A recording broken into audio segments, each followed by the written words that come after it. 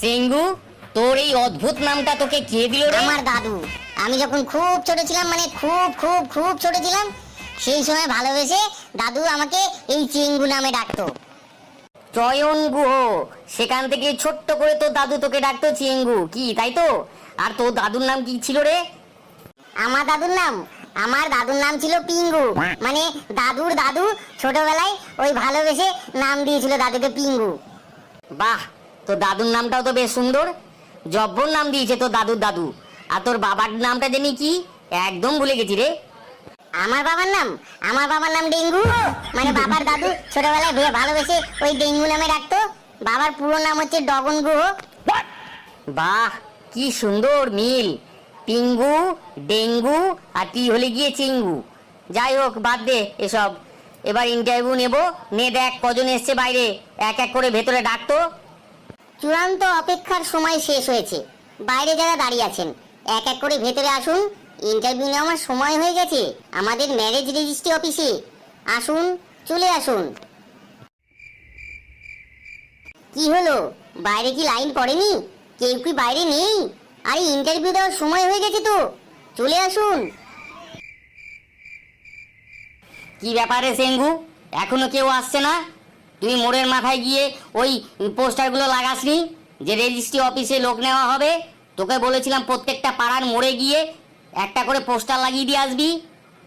Sir, আমাদের এই 145 number ওয়ার্ডে পুরোপুরি 55টা মোড় পড়ে প্রত্যেকটা পাড়ায়। কালকে রাত্রে আমি পুরো 55টা মোড়ে গিয়ে যতগুলো পোস্টার ছিল সব সাজিয়ে এসেছি। দেখ সেঙ্গু, সত্যি বলছিস তো? তুই আবার ওগুলো তেলে ভাজার দোকানে বিক্রি করে দিসনি তো কেজি দরে? ভেতরে আসতে পারি? ওই যে স্যার, আপনার ফার্স্ট ক্যান্ডিডেট চলে এসেছে। আপনি শুধু শুধু কেন সন্দেহ করেন যে আমাকে? আমি বুঝতেই পারি না। কি ব্যাপার, ভেতরে কি কেউ নেই? ইন্টারভিউ দিতে আসবো? আসুন, ভেতরে চলে আসুন। কি ব্যাপার বলুন তো? বাইরে থেকে চেঁচাচ্ছিলাম ভেতরে আসবো ভেতরে আসবো, কোনো সাড়া শব্দ দিচ্ছিলেন না। তা আপনি কতক্ষণ ধরে চেঁচাচ্ছিলেন? হবে তাও ওই 5 মিনিট হয়ে গেল। গলায় কোনো ব্যথা ট্যাথা হয়েছে? না না, আমার গলায় কোনো ব্যথা হয়নি। তাহলে ওই ফাঁকা সিটটা আছে, ওটাতে বসে পড়ুন। এটা কিরকম কথা হলো? কিরকম আবার কথা হবে? গলায় ব্যথা হয়নি? যদি গলায় ব্যথা হতো ক্ষমা চেয়ে নিতাম। নিন, এবার বসুন, ইন্টারভিউ শুরু করব। বাবা, কিরকম ছিপচড়ি টাইপের লোক রে বাবা। আপনি কি কিছু বলতে চাইছেন আমাকে? ওই বলছিলাম ইন্টারভিউটা শুরু করুন, এবার বসেছি তো। আপনার বায়োডাটা এনেছেন? দিন, ওটা দেখতে চাই। ডিজিটালের যুগ এটা, আর আপনি এখন হাতে হাতে বায়োডাটা চাইছেন? আপনি দেখে নিন, কালকে রাত্রেই আপনাকে পাঠিয়ে দিয়েছি অনলাইনে। বড্ড বেড়ে পাকা ছেলে তো। কিছু বলছেন? না, আমি কিছুই বলিনি। আপনার নামটা বলুন তো, আমি একবার কম্পিউটারে চেক করে নিতে চাই।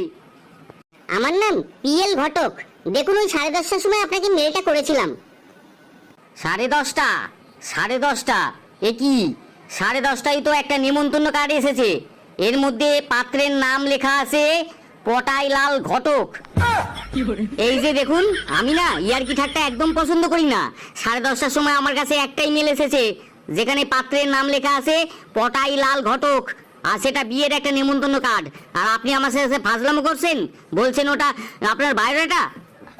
সত্যি স্যার, আপনি সেই ব্যাকডেটেই পড়ে আছেন। এখন ডিজিটাল যুগ। একটু ভালো করে দেখুন, ওটা আমার বায়োডাটাই আছে। আসলে এখন নতুন টেকনিকে আমি ওইটা কার্ডের ফরম্যাটে করেছি। মানে বিয়ের একটা কার্ডের ফরম্যাটে আমার বায়োডাটাটা সাজিয়েছি। বাপ রে বাপ, আমার বাপের জন্ম এরকম কোনো আমি বায়োডাটা দেখিনি। পাত্রের নাম পটাইলাল ঘটক, শিক্ষাগত যোগ্যতা মাধ্যমিক ফেল। আপনি পোস্টারটা দেখেননি? ওখানে মাধ্যমিক পাস লেখা আছে। যারা মাধ্যমিক পাস করবে তারাই একমাত্র এখানে আসতে পারবে ইন্টারভিউ দিতে। আর আপনি তো দেখছি মাধ্যমিক ফেল। আপনি এখানে এসেছেন কেন? মাধ্যমিক ফেল করেছি বলেই এখানে এসেছি। আর মাধ্যমিক যদি পাস করে যেতাম তবে কি এখানে আসতাম? আমি সফটওয়্যার কোম্পানিতে ইন্টারভিউ দিতে যেতাম। শুনুন স্যার, আমাদের সময় কিন্তু খারাপ যাচ্ছে। বাইরে কিন্তু আর কোনো ইন্টারভিউ আর নেই যে ইন্টারভিউ দিতে আসবে। কালকে তো আমি অনেক পোস্টার টাঙিয়েছি, তবু মাত্র একটা লোকই এসেছে। এবার তো বুঝতে পারছেন যে একে ছাড়া আমাদের আর কোনো গতি নেই। তারপর বলছে মাধ্যমিক ফেল, অসুবিধে কি আছে স্যার? আপনি তো 8 পাসও করেননি। আর এখন স্যার ডিজিটালের যুগ, ও যদি একবার জানতে পারে না ঘেটে ঘুটে যে আপনি 8 পাস করেননি, তাহলে সমস্যা হয়ে যাবে স্যার। কথাটা কিন্তু তুই খারাপ বলিস রে চিঙ্গু। আচ্ছা ঠিক আছে, তুই ওদিকে যা, আমি দেখছি ওর ইন্টারভিউটা এবার শুরু করি।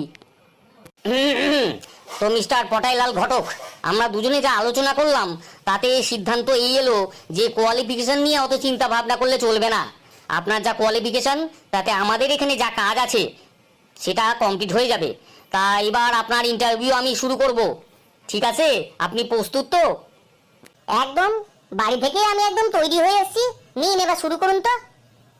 বাবা বাবা, খুব ভালো। আপনিও তৈরি, আমিও তৈরি। নিন, এবার আপনাকে আমি প্রশ্ন করি। আমাদের ম্যারেজ রেজিস্ট্রি অফিসের প্রথম প্রশ্ন আপনাকে শুরু করছি।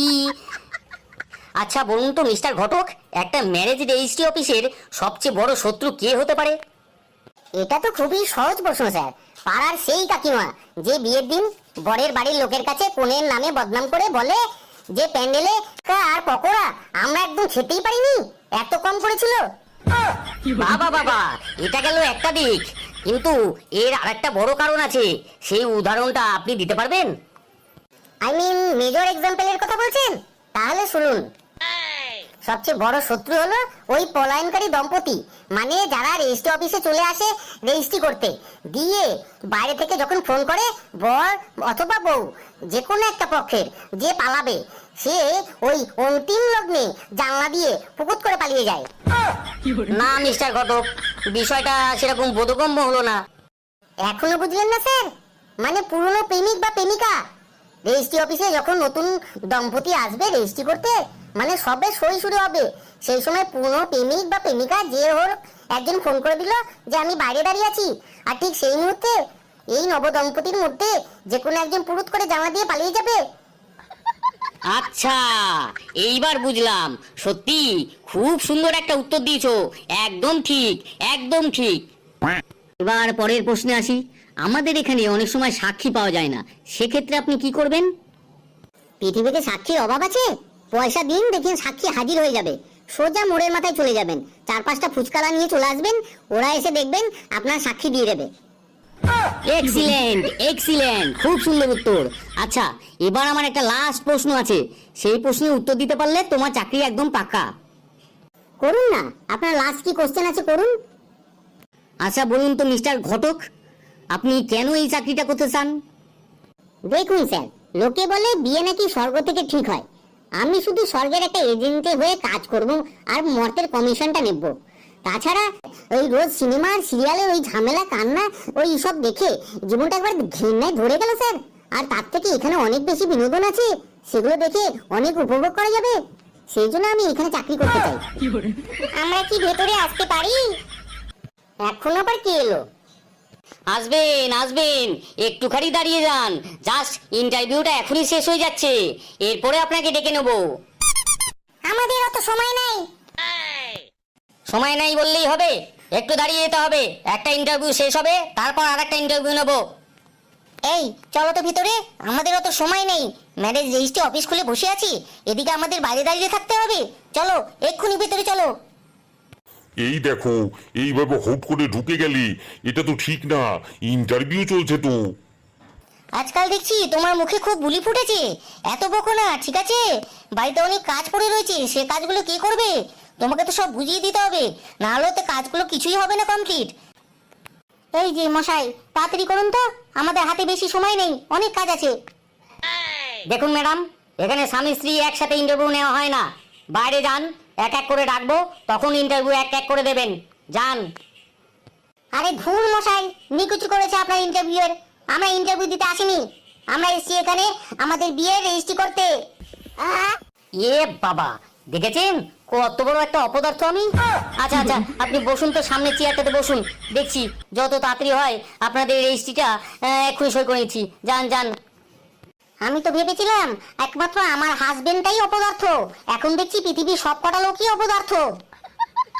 এই যে মশাই, চেয়ারটা ছাড়ুন তো, দেখছেন না কাস্টমার এসছে তখন থেকে এখানে বসে রয়েছে, উঠুন তাড়াতাড়ি। এটা কি হলো? কিছুই হয়নি, যান একটু সাইডে গিয়ে দাঁড়ান, আগে ওনার কাজটা সেরে নি, তারপর আপনাকে দেখছি।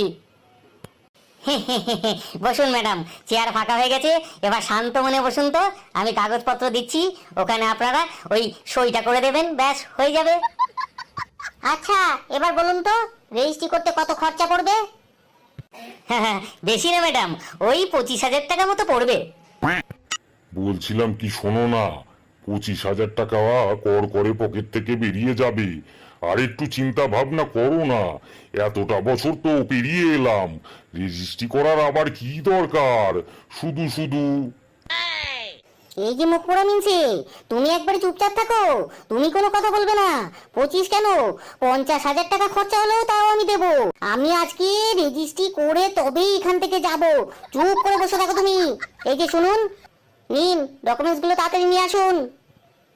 ম্যাডাম আমি একটা কথা বলবো। আপনি আবার কি বলবেন? আমার কথাই শেষ কথা, এখানে আবার কোনো কথা থাকতে পারে না। আসলে আমি যতটুকু জানি যে দুজনের সম্মতি না থাকলে কখনো রেজিস্ট্রিতে সই করা যায় না। এই যে শুনুন, সম্মতির কথা না আমাকে শেখাবেন না, আমি জানি কি করতে হবে। আর এত কথা বাড়াবেন না, নিয়ে আসুন তো কাগজপত্র নিয়ে আসুন। আপনি জানেন আমার কত সমস্যা আছে, যার জন্য আমি এটা করতে চাইছি। এই যে মিস্টার ঘটক, এত বেশি কথা বলছেন কেন মাঝখানে? উনি একটা কাজ করতে এসেছেন, কাজটা কমপ্লিট করে উনি চলে যাবেন, তারপর যা কথা বলা বলবেন। আচ্ছা বলুন তো আপনার সমস্যাটা কি? এই যে মুখ পোড়ার মিনসেটাকে দেখছেন, সামনের বছরই রিটায়ার করবে, এদিকে কলিগের সাথে ফষ্টি নষ্টি করছে।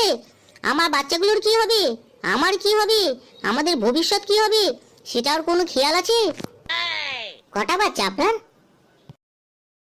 আমার আমার 10টা মেয়ে, আর এই আগের বছর একটা ছেলে হয়েছে। মেয়েগুলো সব বিয়ে দিয়ে দিয়েছি। আমার ছেলেকে নিয়ে ভীষণ চিন্তা, আর তার উপর এইসব উল্টো পাল্টা কাজ করে যাচ্ছি। আমাকে তো রেজিস্ট্রি যে কোনো হোক করতেই হবে।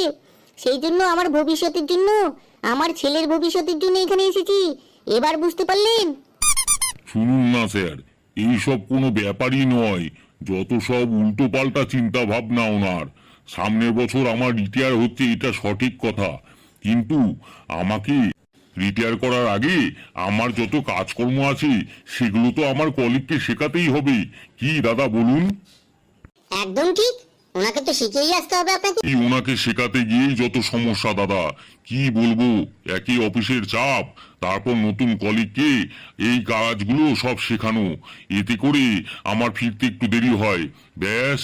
আর উনি যত সমস্যা নিয়ে আসছেন, খালি সন্দেহ আর সন্দেহ, এই বুড়ো বয়সেও যত সন্দেহ। শুনুন, আপনাদের একটা কথা বলে রাখি, রেজিস্ট্রিটা করে নিন, এতে কোনো অসুবিধা নেই। এতে আপনারও একটা সুবিধা আছে, প্লাস আপনাদের যে বাচ্চা কাচ্চা থাকবে তাদেরও সুবিধা, তাদের কোনো সমস্যা হবে না। সুতরাং কয়েকটা মাত্র টাকা, এর জন্য এত চিন্তা করছেন কেন? বাহ, ছেলেটার বেশ এলেম আছে তো। দেখলে তো, দেখলে কি বললো? যেভাবে বলেছে সেইভাবে তাড়াতাড়ি করো, না হলে কিন্তু আমি হুলুস্থুলু বাদিয়ে দেবো। আচ্ছা দাদা ঠিক আছে, নিয়ে আসুন, কি ডকুমেন্ট আছে নিয়ে আসুন, কোথায় কোথায় সই করতে হবে সব করে দিচ্ছি। এ ঝামেলা আর ভালো লাগছে না, কদিন পর রিটায়ার করে সেই তো বাড়িতেই থাকতে হবে, আর যদি এটা না করি আমি বাড়িতেও থাকতে পারবো না। নিন তাড়াতাড়ি শুরু করুন তো। আপনি এবার করুন তো সই এখানে। রেজিস্ট্রি পেপার পেয়ে গেছেন, এবার দুজন এখানে সই করে নিন, ব্যাস আপনাদের সমস্যা পুরো সমাধান হয়ে যাবে। কেউ আর আপনাদের আলাদা করতে পারবে না, ঠিক আছে? ওগো নাও, তুমি আগে সইটা করো, তারপর আমি করছি। না না, তুমি করো, লেডিস ফার্স্ট, তুমি আগে করো। আচ্ছা ঠিক আছে, এই নাও, এই আমি সই করে দিলাম। বন্ধুরা, ব্যাপারটা কি বুঝলে? সংসার সুখের হয় কি রমণীর গুণে? অবশ্যই, কিন্তু তার কথা শুনে তোমাকে অবশ্যই চলতে হবে। আর আপনাদেরও বলে দিচ্ছি, সংসারে যদি শান্তি চান, এই রেজিস্ট্রি পেপারে বিয়ে করার সময় সইটা করে নিও, না হলে কিন্তু অশান্তি মাথাতেই এসে ধুম করে পড়বে। যাই হোক, ভিডিওটা যদি তোমাদের ভালো লেগে থাকে তবে অবশ্যই লাইক, কমেন্ট আর শেয়ারটা করে দিও, আর আমাদের সাথে থেকে আমাদের ভিডিওগুলো দেখো, আর দেখতে দেখতে হাসতে থেকো, কারণ যত হাসবে তত সুস্থ থাকবে। তবে আজকে এই পর্যন্তই, তাহলে আসি বন্ধুরা।